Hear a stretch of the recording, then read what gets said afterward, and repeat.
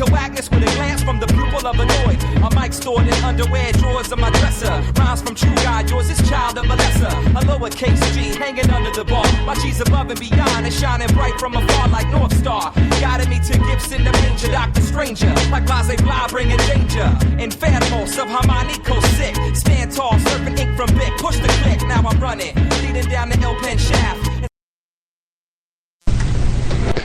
And hello everybody, my name is Stephen Hughes, and I'm back. I have not done a show in about 2 months, really, or about a month. It's been a very long time. School has been a big issue, but, you know, it's winter break. I'm here, but it's almost the end of the year. It is December 29th. We're here at 8:40 in the West Coast, 11:40 in the East Coast, about 20 minutes away till the last Sunday in the 2012 year for the East Coast. For the West Coast, we still got another 3 hours and 20 minutes. Let's use that wisely. And let's use that hour to listen to the 2012 Sports Reflection, where we'll be pretty much talking about what happened in sports. If it goes back to the NBA, where LeBron James takes home his first ring, to the summer, where the Olympics took place in London, where Michael Phelps became the most decorated Olympian in history. Ladies and gentlemen. And then you go all the way to October, where the most uninterested World Series ended in a win for me as a California native. The Giants, the San Francisco Giants, took the win, a sweep in the World Series over the Tigers. And then last but not least, we're here right now, and the 2012 season is about to, well, the year is about to be an end, but the seasons in the NFL and the NBA has just gotten started. So with me on the phone right now is the man that I have first on the show. It's Sam Rosen, one of our members here for National Sports. He'll be talking about the National Basketball Association in the year that happened there. Sam, welcome to the show. It's great to be here, Steven. Always a pleasure. And it's indeed to be a pleasure. Great to have you on too, Sam. Just first, let's go straight to the NBA. What we've been talking about. Heat, they take home the title. How big was this for the Heat? Not just for the Heat, but for LeBron James himself, and how he is establishing a very extraordinary career. Well, you know, for the LeBron James brand especially, this established him as the premier player in the NBA, really taking that away, all the momentum that I falsely had thought was almost given to Kevin Durant. People have been saying before the playoffs how he could be the best player, and then LeBron obviously proved him wrong, and proved all the critics wrong in the finals. Really, that proves that LeBron is the top guy in the NBA right now. It makes him look so much better. It makes the Heat look like such a smart franchise for what they did and all the money they invested in their big three and Bosh, Wade, and LeBron, obviously. As far as the Heat go, I mean, it's a big deal, obviously, anytime a team wins a championship, but they did win one in 2005, so it's not like it's a huge momentous, as momentous as it would be if they had not won before, if they had not won for a longer period than that. But as far as LeBron, it's just a huge milestone in his career, and I do look to see him keep on building on that as his career goes. Obviously, you bring out Kevin Durant, one of the best up and rising stars in the NBA right now. Along with him, you got Russell Westbrook, really doing a great job. At the time, James Harden, which I'll talk to you in just a little bit, but let's stick with LeBron James and how his career has led up to this. Really starting out as a young kid out of high school, really setting a point here, there in the NBA in Cleveland. Going to the finals in 2007, unfortunately losing to Tim Duncan, Tony Parker, Manu Ginobili, and the San Antonio Spurs. How much more respect does LeBron James probably get now after winning his first ring? Oh, of course, you're going to look at him in a much different light. As much more of a leader and down in the stretch. You know, before that, especially in the postseason, before he'd been branded as someone who couldn't perform in the fourth quarter. Well, if you look at how he's performed since the 2010-2011 playoffs, he's been one of the best fourth quarter performers in the entire NBA. So, really, he got rid of that label. He got rid of the label that, LeBron's great, but he can't win a championship, which really plagues people who obtain that label fresh as dirt for a while in his career. It's a huge burden that LeBron got off his back when he won that championship, and it's just a huge milestone in his career. Yeah, you're talking about the playoffs in the 2010-2011 season. Obviously, the NBA Finals was a big deal. The year before the Heat won it, LeBron James, like you said, was given a hard time because he couldn't really take care of the job in the fourth quarter, and he couldn't really do the job in the finals, really. He missed a lot of shots. The defense from the Mavericks at the time wasn't the best you're going to see, but it's not the worst. So you expect him to do pretty good. Probably 5 out of those 6 really happened, and then you see you see LeBron James not doing the job that he could possibly done. But anyway, let's go on to another topic. He wins the title. Lockout from last year is history. No problem from that. That year was filled with lockout problems. It was locked out till Christmas Day, so it was a little bit late there. But let's go to the offseason of 2012 NBA. Let's talk about James Harden and the trade that occurred with OKC and Houston. Sam, when you first heard this trade, what were your reactions to what the Thunder just did? I thought it was maybe the best trade I've seen in the NBA in a very long time, and the reason being they got a player who obviously is not as great as James Harden, but he fills that scoring role as well as getting draft picks, because we all knew after signing Serge Ibaka, signing Kevin Durant, signing Russell Westbrook, they weren't going to be able to go out and get this guy. So what they got in return has really kept this team as one of the elite franchises in the NBA. As far as Houston went, I thought it was a great trade for them. Watching James Harden from college to pros develop, I knew he had it in him to become a franchise player. And on both sides, I felt this was a perfect trade for the situations they were in. Yeah, I think that, like you said, you've seen James Harden at Arizona State, and I did see him too. He looked like he had so much potential in him, and I was surprised that OKC took him. Thinking that a team that needed a starter would take him, but they didn't. Thunder used him wisely and became a star. The trade at that when the trade happened, I was a little bit skeptical. I was thinking you're going to give up one of the big three pretty much for the Oklahoma City Thunder. You have Durant, you have Westbrook, now you got Harden who's going to leave. But as the season has progressed, Houston has gone so much out of James Harden. He's starting. He's averaging good 24 points per game. He's having some 30-point games. He loves being a starter. And also, with the help with his points just going up so high because he's getting more minutes, you have Jeremy Lin, who Houston picked up in the offseason also from New York, just really does really complete a good good backcourt, really doing a good job setting that up down in the Southwest. Now let's go off to one more topic before we're going to try to get all this crammed into about an hour show. What do you think of the NBA season right now with some teams like the Nets not doing so well, and then the firing of Avery Johnson? Also, the Warriors really unexpectedly really doing great. And then what teams have you just thought of, and what players have you thought, hey, will they be MVP caliber material when the end of the season comes? Okay, I'm just going to kind of start on the team I'm a little just unhappy with the performance of what's all gone on, and that's the Brooklyn Nets, like you mentioned. I'm just going to kind of quickly state my thoughts on that. They went out and got a guy in Joe Johnson who should be a very, very good shooting guard. Problem is, he's getting paid like a superstar, not a very good shooting guard. He has not been that great. Brook Lopez has been absolutely outstanding. Deron Williams hasn't been that great. Gerald Wallace hasn't been that great. And sitting right now at 16 and 14 after just a brutal stretch for a little while there, this team was supposed to be one of the top teams in the East. Instead, they're battling for the playoffs. I'd also say the same thing about the Lakers, but with the recent addition of Steve Nash back to the lineup, they're would be, and much, much more dominant.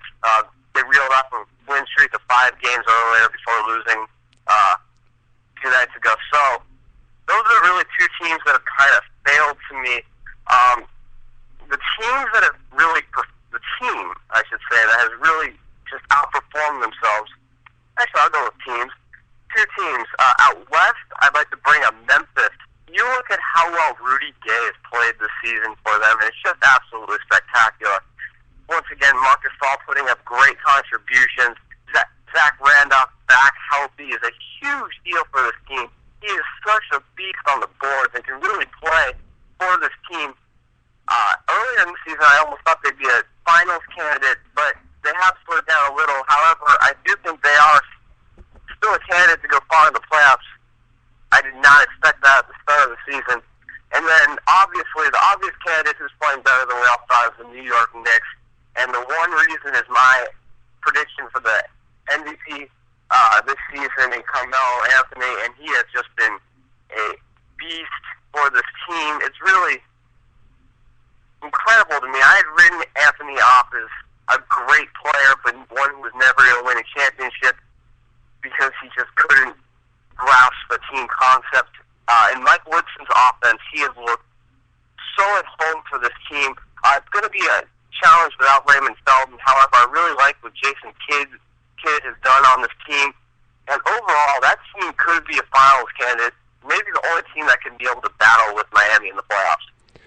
I like your teams right there. I'm going to follow up on what you said first, and the disappointments, the Nets and Lakers. So let's start with the Nets. They started 11-4. I thought they were going to be the team to beat behind Miami, like you said. Just the way they've executed after that 11-4 start was the reason why they were shaky. They just went down the train. It didn't work out for them. Like you said, Brook Lopez coming off that foot injury he suffered last year. He's looking like a new, refurbished young superstar in the making. He looks like a little bit like a Dwight Howard in a way. His defense is amazing.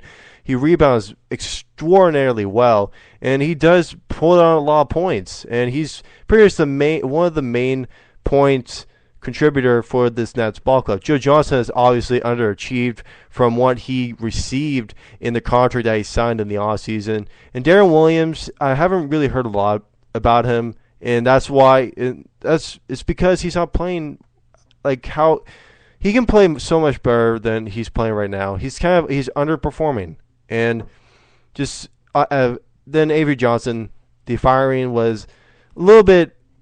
We didn't need that. The Nets didn't need that.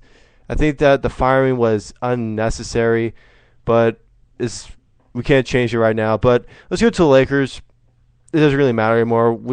Steve Nash is back. They're going to whatever type of play they've been trying to do all year. They fired their first coach, Mike Brown, and then he's hired Mark D'Antoni. He's a good hiring, and he's done pretty good since Steve Nash returned.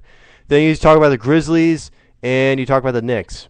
Those are 2 pretty good teams. In the West, Grizzlies, like you said, they've been shaky a little bit.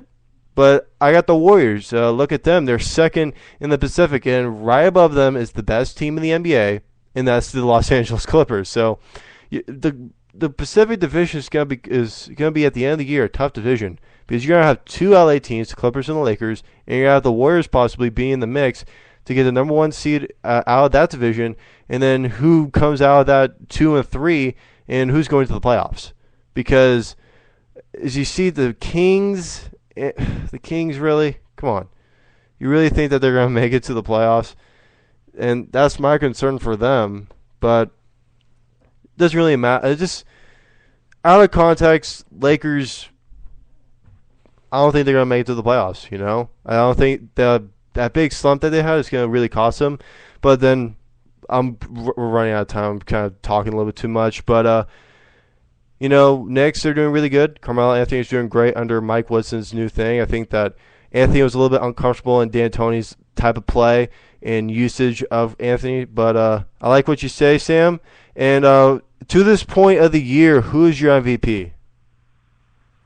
Oh, I said it earlier, it's Carmelo Anthony to take a team in the Knicks. Actually, let me backtrack a little bit. First off, Mike Woodson is my coach of the year. And second off, Carmelo Anthony is my MVP. Both of them have taken the team that I had written off as maybe a final 7-8 seed in the East and turned it into what I think could be the best team in the East when fully healthy. You look at all the parts they have outside of Tyson Chandler, who has, by the way, been possibly the best defensive player in the NBA this season with a much improved offensive game that I've never really seen from him. You look at him and Anthony. Outside of them, you don't really have anyone. You have Steve Novak, a great shooter, but he's not much. J.R. Smith's a great scorer, but he can't play defense. Other guys who surround him, Jason Kidd is older, obviously, in his time, it would have been a big help. And really, Carmelo Anthony has led this team to that 21-9 record and wins against the Heat, which have just been huge. And he's putting up big numbers, even by his standards this season. So, truthfully, I look at him as the MVP this season.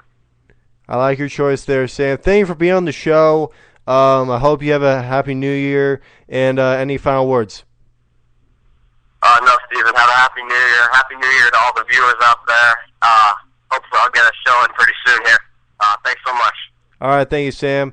And ladies and gentlemen, that was Sam Rosen from Sam's Situation. So pretty much that's what our show is going to be about. We're going to be talking about basketball. I'm going to bring up a few things that we're going to be bringing up. Let's just start with what happened in the Olympics. What Michael Phelps did was unbelievable, becoming the most decorated Olympian in history. The Fierce Five, or whatever they call themselves in the U.S. gymnastics for the ladies, they did a great job. Going to more detail, that the Olympics was a success for the United States, obviously because they won the medal count. Swimming was the big reason why the United States won the medal count, with the likes of Missy Franklin and Michael Phelps and Ryan Lochte. Great performance, just great effort, performance, and just all the way. It was a successful performance for the United States, coming off a disappointing Winter Olympics from Vancouver in 2010, but let's hope for the best in 2014. So let's go into some motor racing. Everybody loves motor racing. Let's go to the 2012 NASCAR Sprint Cup Series, and the winner of that was Brad Keselowski. Really great job by him. He beat out Jimmy Johnson by a few points, but Jimmy Johnson cost himself in the last race, unfortunately. So, Keselowski has a lot of talent, but I can't really say that because NASCAR doesn't really have a lot of talent, to be honest. But to the people who think that NASCAR has talent, I think that Brad Keselowski is going to become a Jimmy Johnson away. He has his way of going onto the track and going out there every Sunday and racing the way he does. It's just unbelievable. And his owner, and Roger Penske of Penske Racing, who won the owner's MVP or something like that, he pretty much made Brad Keselowski what he is today. He rose him up through the charts through the Nationwide Series, and now here in the Sprint Cup Series, he had a lot of potential, and he came out and did what he had to do, and he won. And that's pretty much what he had to do to pretty much win the series, and that's what he did. So congratulations to Brad Keselowski for being mentioned on the show, obviously, but congratulations on your Sprint Cup Series. And lastly, before we go to commercial break, let's talk about some more basketball. The college basketball NCAA men's Division I basketball tournament. The University of Kentucky Wildcats, led by Anthony Davis and Mike Kidd Gilchrist, the top two picks in the 2012 NBA draft, also beat Kansas University, the Jayhawks. They beat them 67-59 in the Superdome in New Orleans by a final score of 67-59. That is Kentucky's 8th national title.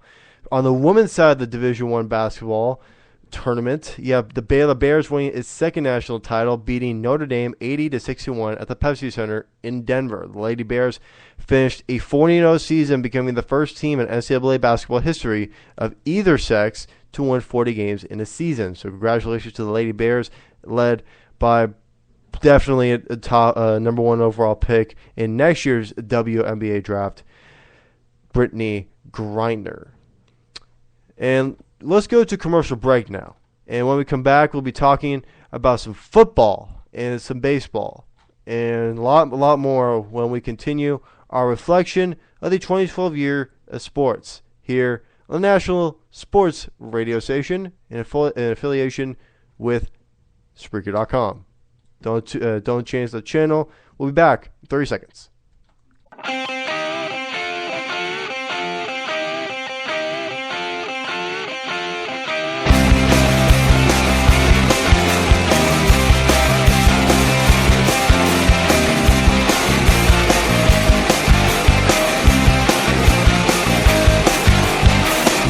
È strano se sfiorandomi riemergerai dal buio.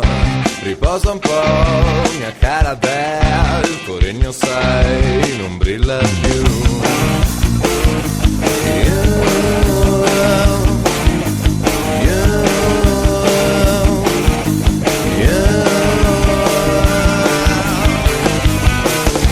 È strano se la novità si prenderà il gioco di noi, riempie già gli spazi tuoi con spazi di vertigine.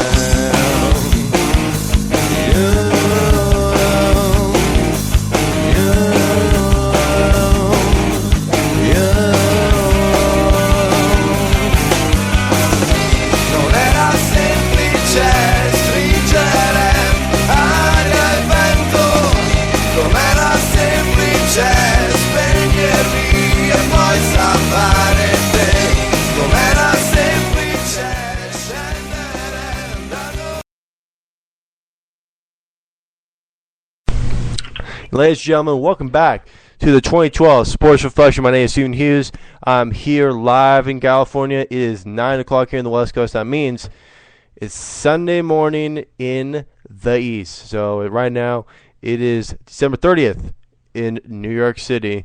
And speaking of New York City, right here I have Nick Rice on the phone to talk about the New York Giants winning the Super Bowl in 2012 on February 5th, 2012, I should say.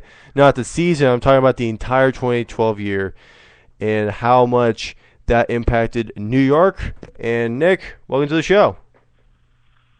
Thanks for having me, Stephen. And speaking of those Giants that started 7-7, went on a huge 6-game tear and defeating the Patriots yet again in the Super Bowl, it showed the kind of resiliency of a team that has gone through so much and continues to go through that stretch even this year. The fact that they need a win against Washington and help to enter the postseason just speaks volumes to a team that has been on the fringe year in and year out. Last year they were able to take that adversity, go all the way, and win that Super Bowl title. And speaking of that Super Bowl game, it was such a back-and-forth battle where you really did not see, outside of early on, New York going to a 10-0 or 9-0 lead, at that point. It was just a game that really was evenly matched, and it came to perhaps the play of the year. You speak of a 2012 sports year in review. I would say the number one play in football that year came at the game's biggest stage, which was the Mario Manningham grab, tiptoes the sideline, able to get 2 feet in, captures the football at the fingertips of Manningham's hands, and he's able to tiptoe that sideline, and that engineered a game-winning drive led by Mark Bradshaw getting it in. So that was a very key game for the New York Giants, and Tom Coughlin able to secure his job even longer than he already has. He's had a shaky career, to say the least. But this year, it just seems that there's something with this New York Giants team that isn't the model of consistency that we would expect out of a hard-nosed guy like Tom Coughlin. A team that's always on the fringe, that sometimes plays above its talent, especially in the postseason. We'll hope to look for that in Week 17 today, Stephen. Yeah, but I gotta agree with you with that. Just the way the Giants carry themselves from a team that just looked out of the race to a team that barely got in to a team that beat the Falcons and then beat the Packers and beat the Niners, and then coming to the Super Bowl, big underdogs against the Patriots, who did way better than them in the entire regular season than the Giants, like you said, and then Eli Manning on the offensive ball leading the offense, and like you said, with that great catch that he had, and then on the defensive side, you know, Justin Tuck was a big defensive leader for the Giants for that run. But speaking of the Giants, this is still the 2012 year, and like I say, for New York, it is a big night for New York. It's because not the Jets, not Tebow, not McElroy or whatever his name is. It's not Sanchez. It's the Giants against the Redskins. Giants last year were 0-2 against the Redskins. They won the Super Bowl. This year they're 0-1 going to the. I'm not talking about the right team. I know. Sorry. I'm not talking about the Giants. I'm talking about the Cowboys. But I brought up the Redskins for a good reason. Giants went 0-2 pretty much against the Redskins, and then the Cowboys and the Redskins. What's going to go on that game? Well, it really will come down to the wire for a Week 17 game on Sunday Night Football. If you're not watching that game on Sunday Night Football, then you're not really that much of a football fan, I must point out. The fact that so much is on the line for both of these teams, and it'll come down to who can make more plays on the defensive side, I would say, more than offensively. In the past two games, the New York Giants have given up 67 points, including a 34-0 shellacking against Atlanta in their house. The problem with the New York Giants is something that we haven't seen in years, which is they haven't been able to have that sort of hard-nosed toughness to win those close games and to also be able to stop you offensively and defensively by just running their fists up your teeth. That's the problem that the New York Giants have been unable to have. They're giving up over 150 yards on the ground over the past few weeks as well. That's been the issue with this Giants team. And now it comes down to a Washington team that they have to play in Washington. And the problem is what has been the problem all along. They played elite rush offenses, the Washington Redskins. They also are the second most run-to-pass ratio team. They run the ball 51% of the time, which is second in the league. A very impressive run-pass ratio. This team, offensively, is extremely dangerous and will be a very tough squad to stop, especially when Robert Griffin III gets going. I would say the Redskins win this game due to the fact that New York has just not been a good team as of late. I agree with you. There was some relevance in what I made the mistake on. They're all three of them are NFC East teams. But anyway, this is going to be a big game. Cowboys are in the hunt finally. Redskins, they're in the hunt. It's kind of a surprise this year, but it's a surprise to me, even though Robert Griffin III was going to lead his team to the playoffs. But I have the Redskins in this game because I think that he's going to be healthy enough to play. And even if he's not, you got Kirk Cousins, another rookie quarterback who can still lift the dirty work for the Redskins to get a win at home. But let's go to our last time. I know you're crunched for time. Let's talk about what the big story in the NFL, the Peyton Manning issue with the Colts dropping him, not exercising his contract during the offseason, and then signing with Denver. Nick, what's your reaction to Peyton's transition from a Colts team which he spent his entire career with at the time to Denver, the Mile High City? Well, it's been a very smooth transition, to say the least. And the issue with a lot of people giving Peyton Manning the immediate MVP ballot lead is that he went to a team transitioned from a Colts squad that he really lifted for a number of years. You could see when they didn't have an elite quarterback as a Peyton Manning, they plug in a guy, Curtis Painter, that is nowhere near a starting caliber quarterback in the NFL, and takes that team from a 10-6 season, takes it down to a 2-14 finish. The problem with the Colts was that when you don't have a quarterback, you see all the missing pieces. As for Denver, it was the opposite scenario last year. Tim Tebow was that missing link. The quarterback play was absolutely sporadic. This team is a very talented squad, has probably the biggest amount of depth on the offensive side, from receiver to offensive line, that has given up the least amount of sacks this year, to also a running game that is pretty much plug and chug at running back and still is able to churn out the yards, able to have a top 5 category in running the football too. This is a very powerful team that just was missing the quarterback. So as much as Peyton Manning has helped that team, and he certainly has, he's not the caliber of the past.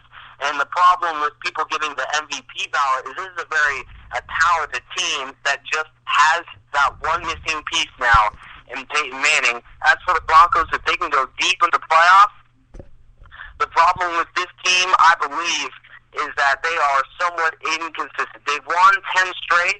You could say the same with Atlanta. And look at how they're sort of limping their way into the postseason. I still see plenty of flaws in this team. And let's just go back to when the Denver Broncos early in the year couldn't get past the Houston Texans defense. They don't match well against some of the top teams in the AFC. That is the Houston Texans and the New England Patriots, losers to both of those games head-to-head. So I believe that Denver, despite a very talented team, isn't quite to the upper ranks of the AFC just yet. Probably a one-and-done season for Denver. Don't be surprised if New England or Houston is able to get the heads up in that conference race in the playoffs. You pretty much said it perfectly right there. Also, if Denver plays in the Super Bowl, you have a concern that Peyton Manning doesn't really do well. Remember, Denver and Atlanta very early in the season on Monday night, he threw three picks. It wasn't a good game, and the Falcons turned out to beat them, and they continued their winning streak. But I feel like Peyton Manning's done a great job leading them, but like you said, and I agree with it, it's a one-and-done type of season. I think that they're going to struggle, even though they're in the AFC West, the weakest division in the NFL. They do have some concerns, especially on the defense end. You have some concerns about Von Miller. You have concerns about just the secondary of what can they really do. Like, we'll find out when it happens, but, that was the year of NFL in 2012. Thank you, Nick, for being on the show. And, wait, do you have something to say? Yeah, well, actually, just real quick about the Peyton Manning thing. Everyone wants to give the excuse that Manning was trying to get his neck back into rhythm, and the excuse was that this offense was not in sync. And sure, the receivers have not had time with this new quarterback, but when have we seen rookie quarterbacks get in the league and able to get a fixture in their own receiving core week number 1? So the excuse, I don't buy the fact that, the Broncos were not in rhythm offensively. I just believe those are excuses for a team that really doesn't compare quite to the elite in the AFC. And I'm not putting the Houston Texans at so high of a mark that they're practically unbeatable. They are indeed also with flaws, but the problem with the Denver Broncos is they just are a little too inconsistent. And just overall, as a team, I don't believe that this is a squad that can, talent-wise, be the elite team in the AFC. New England Patriots have got it done for a number of years. Denver finally getting in the niche in the playoffs, and that's the other thing. They don't have experience in the postseason. We'll see how that fares out in 2013 after this season gets in the postseason. All right, thank you, Nick, for being on the show. Happy New Year, and any final words to conclude your appearance on the show? Well, happy holidays, guys, and we'll have another appearance of NFL Goal Line next Monday night as we preview the wild card race in the AFC and NFC. We'll give our predictions for who won the Super Bowl as well. Monday night at 7 p.m. Eastern, 10 p.m. Pacific, only on Spreaker.com.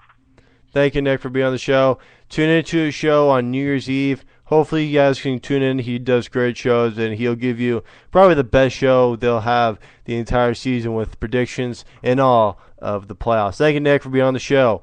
And pretty much that was the NFL in the 2012 season. Let's go to some other sports along the way. let's go to some hockey. Obviously, there has been the lockout that has canceled a big portion of the season. But before that happened, you had the Stanley Cup Finals, and the Los Angeles Kings won its first Stanley Cup over the New Jersey Devils, 4-2. Congratulations to the Kings. Jonathan Quick at the goalkeeper spot really did a great job. Unbelievable. Really, just it's unexplainable. He's one of the best goalkeepers in the NHL, pretty much. And the way he really does his job for a team that was coming into this playoffs underrated, just okay, there's a team, and we're thinking, will they make it to the second round? Probably not. They won the Stanley Cup.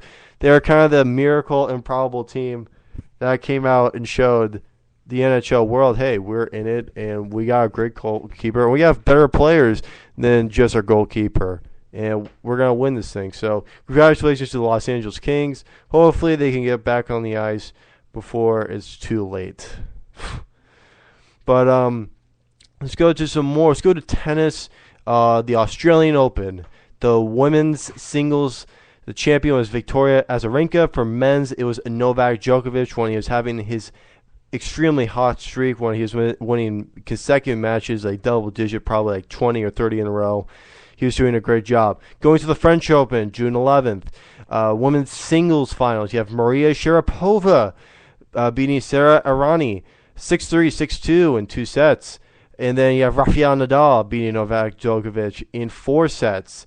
And then Wimbledon, Serena Williams beats the Agnieszka Radwanska 6-1, 5-7, 6-2 in 3 sets. Serena Williams gets another Wimbledon trophy, another Grand Slam title. And then men's singles, Roger Federer, the Swiss, beated, unfortunately, Great Britain's own Andy Murray in 4-6, 7-5, 6-3, 6-4, 4 sets. Roger Federer beats the British Andy Murray in the men's singles in Wimbledon. And then last but not least, the United States Open. Serena Williams once again now defeating Victoria Azarenka 6-2, 2-6, 7-5 in 3 sets. And then the men's singles, you have Andy Murray coming off his gold medal in the Olympics, defeated Novak Djokovic 7-6 in 10, 7-5, 2-6, 3-6, 6-2. That was in 5 sets. So when we come back to the show, we'll be talking about the Giants, the San Francisco Giants, and winning the World Series in 2012 and what that meant to the city of San Francisco once again as they won the second title in 3 years. When we come back to Spreaker.com, please come back to 2012 Sports Reflection. Hello, ladies and gentlemen. Welcome back to the show. To get things started, nice and quick, let's go straight to what was the end of a brilliant World Series run for the San Francisco Giants. This is from KMBR 680, the Giants' local radio station. This is Dave Fleming on the mic.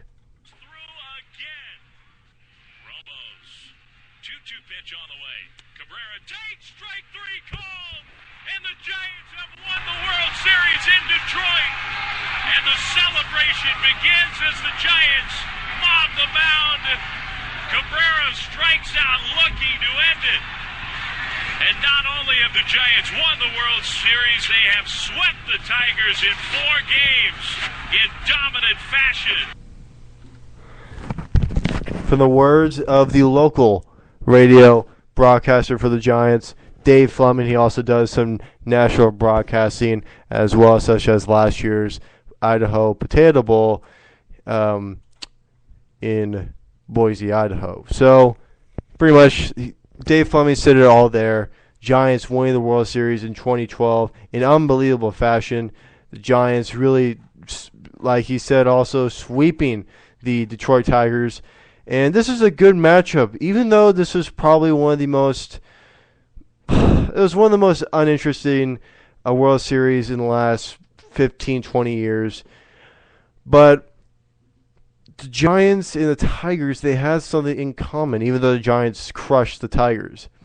The Giants and the Tigers had MVPs. The Giants had the National League MVP of 2012, Buster Posey, and the Tigers had a Triple Crown winner and AL MVP, Miguel Cabrera. And like Dave Fleming said, and what really happened, Miguel Cabrera took strike 3 to end the World Series. Pablo Sandoval, the Giants' third baseman, Kung Fu Panda, was named World Series Most Valuable Player. Let's go to Canadian football, a little bit of a mix-up. The 100th Grey Cup, this is big-time CFL. This is big-time CFL stuff. The Toronto Argonauts, 35. Calgary Stampeders, 22. Toronto Argonauts, congratulations for winning the centennial year of the Grey Cup. Cricket, India beats Australia in the final and clinched their third title. In the 2012 Under-19 Cricket World Cup, that was in Australia. Let's go to some other stuff. Let's go to some futsal. Futsal, if you do not know what futsal is pretty much soccer, but you're indoors and you're pretty much on a basketball court. The goal is a little bit smaller. You guys can check it out after the show. It's a little bit fun, but there's only 4 players. There's a goalie and there's 4 players on the court. So the FIFA Futsal World Cup in Thailand, Brazil gets gold or wins the title. The runners-up were Spain, and the third place, the winners of the consolation game, was Italia in Thailand. Let's go down the list. We're going down the list here. Let's go for some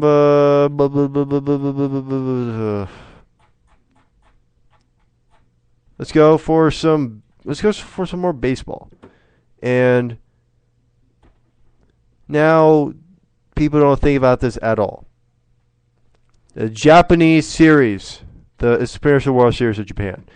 The Yomiuri Giants defeated the Hokkaido Nippon Ham Fighters. Nippon Ham Fighters. With the Giants starting pitcher Tsuyo Utsumi winning the Most Valuable Player award. Congratulations to the Yomiuri Giants. Yomiuri Giants. I'm sorry, I'm not Japanese. Sorry, I can't really pronounce it really well. But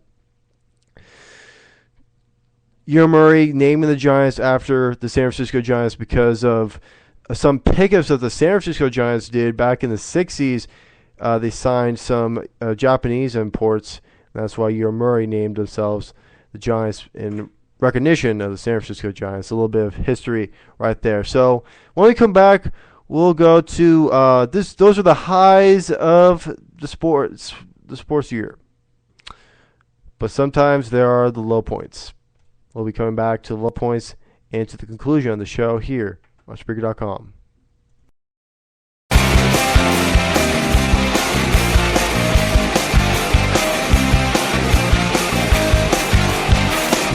È strano se sfiorandomi riemergerai dal buio. Riposa un po', mia cara Belle, il tuo regno sai non brilla più.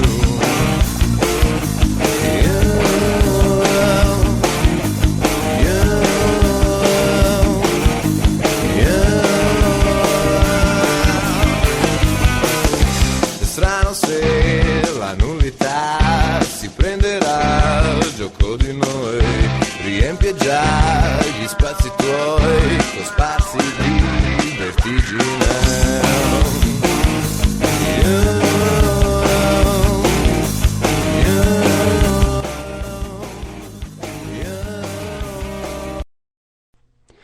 Ladies and gentlemen, welcome back to the show here, the 2012 Sports Reflection. And unfortunately, this is unfortunate. I really have asked some of my members, should I really talk about this? And they said it should be a good thing because it affected the sports world in the NBA and the NFL. Pretty much everybody in the nation knows about what happened in the San Diego Elementary School shooting on December 14th. Very sad moment in U.S. history. 27 people died, 28 including the shooter. 20 children, 6 adults, wounded 2. This is the second deadliest school shooting in U.S. history, beyond the 2007 attack. I shouldn't say attack. Massacre at Virginia Tech. It was also the second deadliest mass murder at an American elementary school after the 1927 Bath school bombings in Michigan. This really took a hit on the nation itself, but the nation also had to find something to get away from what they've been hearing on the news nonstop. And it was basketball and football, especially on Sunday night. The first Sunday after that attack, that massacre, Sunday night football, the Niners and the Patriots, 2 things happened. First, before the game started, Gillette Stadium,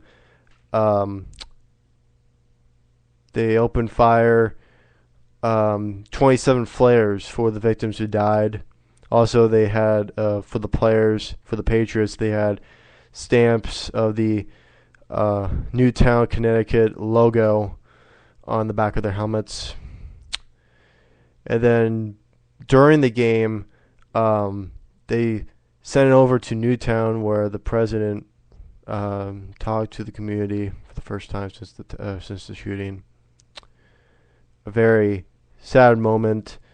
You can see Barack Obama really being very emotional in it. But I'm saying this, like I said, because it hit the sports world tremendously. Athletes all over the NFL, NBA, who are the idols for the victims of the attack, like for Jack Pinto, a 6-year-old who idolized Victor Cruz. Victor Cruz recently went up to Sandy Hook to give comfort to the Pinto family, and Jack Pinto also was buried in Victor Cruz's jersey. So honor right there, but at the same time, it was a bittersweet moment. It's unfortunate that the kid died, but it's good that he respected you and he would have your jersey in his grave where he'll die, unfortunately. Moment of silence, please, before the new year hopefully starts. Some more comfort to the families who lost their kids, and also families who lost members of their own family from the 6 adults who died.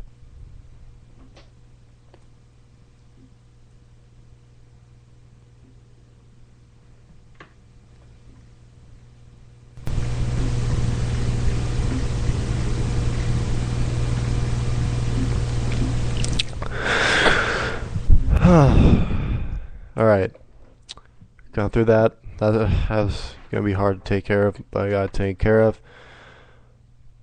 Let's go straight to the last part of the show, the expectations of the 2013 season. In the NFL, I predict that the San Francisco 49ers will win the Super Bowl. In the NBA, I predict that the Oklahoma City Thunder will beat the New York Knicks in the NBA Finals. In Major League Baseball, the Los Angeles Angels will defeat the Los Angeles Angels will beat the Los Angeles Dodgers in a Los Angeles World Series. That's all I have for you guys, pretty much. For MVP for the NFL, I have Adrian Peterson over Peyton Manning. For MVP of the NBA, I'll have take LeBron James over Kevin Durant. And that's it, guys. I hope you enjoyed the show. Please stick with the show, not just the show, but the National Sports Station. As you can follow us here on Spreaker.com. You guys can also follow me on Spreaker.com. My name is Stephen Hughes. My picture of myself is just me pitching. You guys could follow me. You guys can ask me any questions. I'll be free to answer them for you. Also, there's a Facebook page where there is NFL Go Line with Nick and Phil, my special guest from earlier from the show. Nick Rice is the co-host for the show along with Phil Nunziati. You guys could be a member of that group and you guys all questions about the NFL, and it's become one of the most popular websites in recent months. And also you guys can follow me on Twitter at StephenHughes14. Like the same thing here on Spreaker. You guys can ask me questions. I'll be free to answer your questions. Thank you very much, everybody, for listening to my show. I hope that your 2012 year has been spectacular. I hope everything goes well in the 2013 year. And stick tuned to more shows where I can be more available for the listeners out there, for the people who, enjoy listening to to sports radio talk from people young at our age. I'm only 16, and all of us in this group are around 15 to 18. So it's a young group. We're trying to improve ourselves so we can be the best in the real world. We can be like Joe Buck. I'm joking. No, it could be like Joe Buck, but he's my idol, and I try to be just like him in most ways. Thank you very much, everybody. Hope your 2013 year is very joyous and happy. Happy New Year. Happy holidays. And go National Sports, everybody. We'll take it out with Autunno Rosso by The Mash. Happy New Year, everybody. So let us